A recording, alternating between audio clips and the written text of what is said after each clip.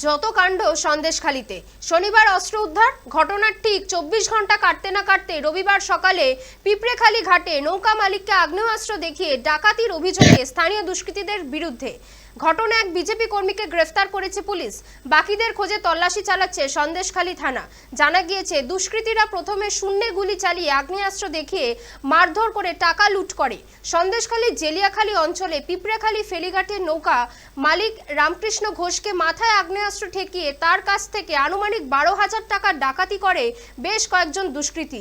অভিযোগ, দুষ্কৃতীরা প্রথমে শূন্যে গুলি চালিয়ে মাথায় আগ্নেয়াস্ত্র ঠেকিয়ে টাকা ছিনিয়ে নেয় দুষ্কৃতীরা। এরপর ওই ফেরিঘাটের মালিক রামকৃষ্ণ ঘোষ সন্দেশখালী থানায় লিখিত অভিযোগ জানান। অভিযোগের ভিত্তিতে ঘটনায় তদন্তে নামে ধর্মেন্দ্র সরকার নামে এক বিজেপি কর্মীকে গ্রেফতার করেছে সন্দেশখালী থানার পুলিশ। ধৃত ধর্মেন্দ্র সরকারকে পুলিশি হেফাজতে নেওয়ার আবেদন জানিয়ে রবিবার বসিরহাট মহকুমা আদালতে তোলা হয়। পুরো ফাঁসি দিয়েছে। কারা ফাঁসালো? এই টিএমসির লোকরা, ওরা বন্দুক নিয়ে করেছে, আমরা ধরেছি। আপনি কোন পার্টি করেন? আমি বিজেপি করি। কালকে আনুমানিক রাত 9টা বাজে আমি পয়সা করি ক্যাশ থেকে গুছাচ্ছিলাম।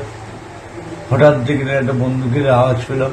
তারপরে 8-10 জন ছুটে এসে আমার বন্দুকের গগায় বাড়ি পিঠের চালে মেরে বন্দুক মাথায় ঠেকিয়ে আমার পয়সা করি সব জাহাজে দিয়ে যেই বলে যা ছিল ওরা নিয়ে আমার বুকের ছাতায় লাথি মারে। আমি পড়ে যাই, হঠাৎ পড়ে যাওয়ার সাথে সাথে ওরা আবার আমার বুকের উপরে লাথি মেরে মেরে ফেলে দেবো। আমি পড়ে গিয়ে ছটফট করছি। তারপরে ওরা পয়সা করে নিয়ে যে যা চলে যায়। লাস্টে আমাকে গুলি করে। আমি হঠাৎ করে সরে যাই, যার ফলে বন্দুকের গুলিটা আমার লাগেনি। দেখুন, আমি যেটা শুনেছি কাল সন্ধ্যেবেলা কয়েকজন বিজেপি দুষ্কৃতী, কর্মী বলবো না, তারা সারাদিন কাল হাটবার ছিল রামপুর পিঁপড়েখালী খেয়াটা হাটবারে করে প্রচুর লোক হয়।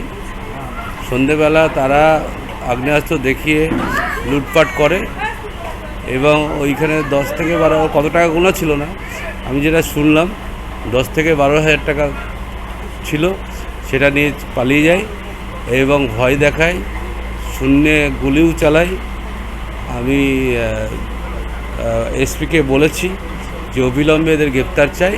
যদি গ্রেপ্তার না হয় তাহলে আমরা সন্দেশখালী পরিবেশ শান্তিতে রাখার জন্য যেভাবে 2 মাস ধরে চেষ্টা করে যাচ্ছি, তেমনি আগামী দিনে যদি এরা গ্রেপ্তার না হয় তারা বৃহত্তর আন্দোলন করবে।